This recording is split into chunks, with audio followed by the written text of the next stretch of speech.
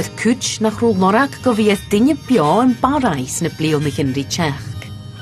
And the winds of our times are blowing the people away, scattering them broadcast over the world. Bár dúr is stíochaigh ag san fiaching rí economy a dhéaltoch agus na helanin I lesochaigh. Facail as I hálaid bheith gra má solcán smisas. Agus scialach go gabhrich uabhas feigin thail. Gástacha dúanfasachain, go seach go hard fúneach ar chlánachain, cha bhór nach rasin go glas agus stoi.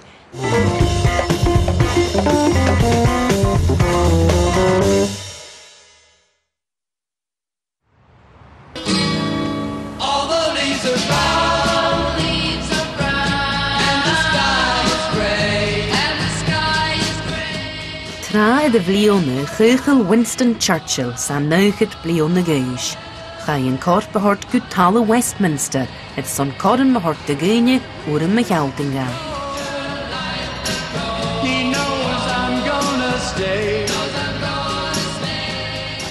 Cainach an bhain hí nán, agus bhí gagad trí fuideach och mas táisiche tú ag deirigh na leine, go bhí go trí ná céirúar in híide, stíigh tú far an róchar belai.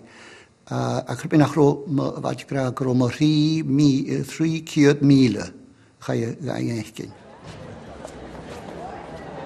Y farach gyda na ciad yn javíl yn jafreton ich a hannig a chainach a gyda'n dinge, noch skipian television is radio void fagin tail, et son fristas geulig, fatas farshing. Agus farach gyda'n fo cod is ciad duhich ag in hedda vashain. We've had producers and executives and camera crews sent in from everywhere. We are treating this as one of the great news stories of the time, of the age.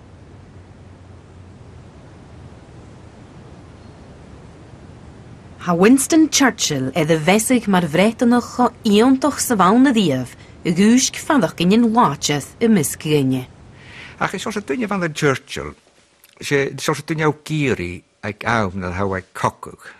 So gat duine díoch nach ju crocoliar sa farti ag hé nach roi a hanne de huad a driach ag táiseach a choci.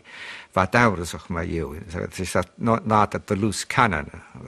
Ach, se loose cannon au gíri. Ag aum dydif. Fyrra ag gyfer bechgan laat fyrra hisses sy'n rwtna sy'n hyn yn crytsin. Agus sy'n yn Churchill. Sgzefeg ma adreo. Chara itje stoi Winston Churchill. Wa graag nach rauw nach warmonger. Gaat doe die keer enya meiskin. Gaat doe die keer enya. Nis va feunele, sag het gavalig Italië had feun haast de Hannes, maar de pees a groschen je gokke gehaal. Ach bij mij. Kra, groa komach koku, gna shini luru te va kire. Chara itje stoi is Churchill. No munamach stoi Churchill. So kuidem ni wat de bruin man sakat de jil gekes fachil gemoer. Harochja in koyates.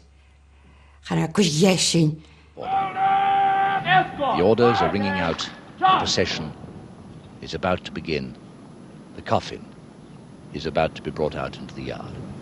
Als je in Churchill gaan je waan maar terug leuk van een moran je zin aan een jachter in het doge ach groei pia ik ken een naam zo was je eens kunde doe hier vros nog gegaan was je doel kun de woonige kok heen. Maar de pier isen agus ne realten hoe kan maag ne korlen hoe kan gaan agus kan suitelen gebimetje meheens doorheen in het reële ik nikeramartig.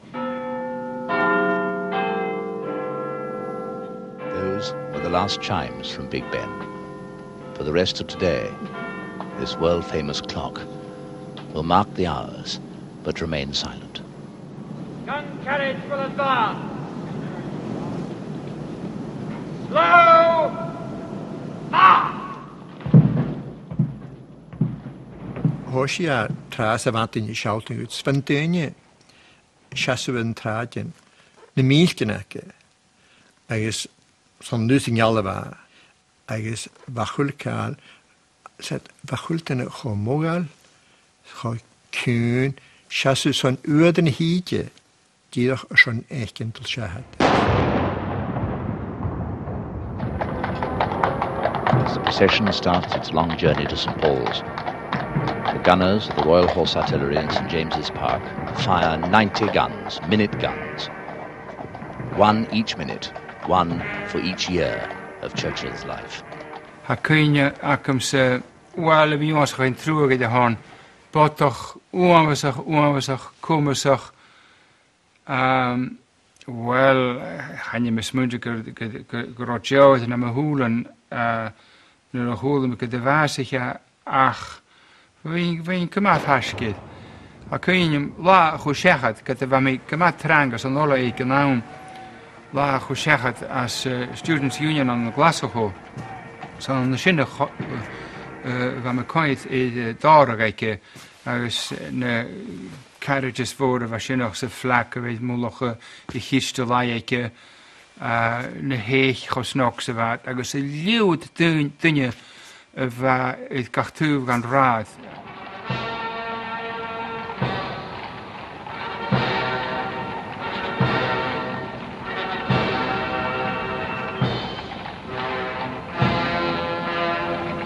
Cuimhneachain ceòl seo agus a cuinneamh fhilm an caismeach ag na séitear an crash.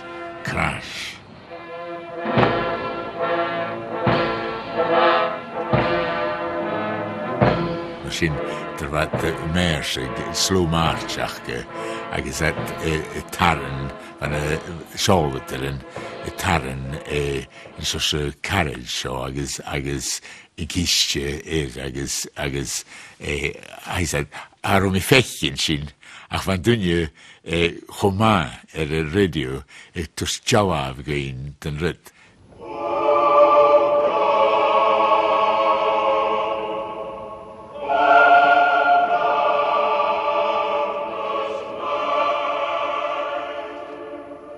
Ba díoch a chulcail chobliad a ghianú agus van a daine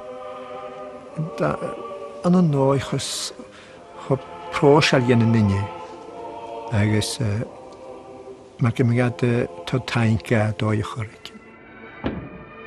As the pipes sound their last cry across the water, the guns nearby sound 19 guns in salute, the first time that a commoner has ever been given more than 17 guns, a special salute for him of 19, echoing across the surface of the river with this little sombre flotilla moving slowly away on its journey upstream. As Ian Brady on the Nicholas St. Paul, ga je hieste joelijn tro Lunning go rike Shurach Oxford, waar een Sir Winston Churchill a heoligig, vash get varent de rugige.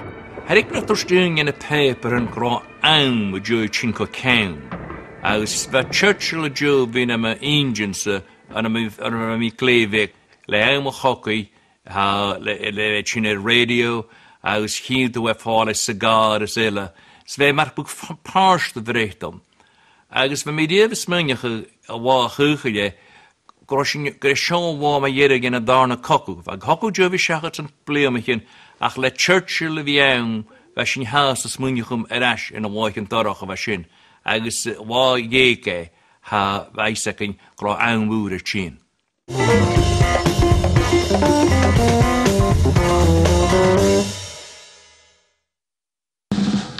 Hannig Ronnie agus Reggie Cray go adagéine as jaigai viad an cúdan gdéim fo chasach go ruat de tordana kit fo géine go míl bagol agus de talak sin siadavas an tian. Salach an géine.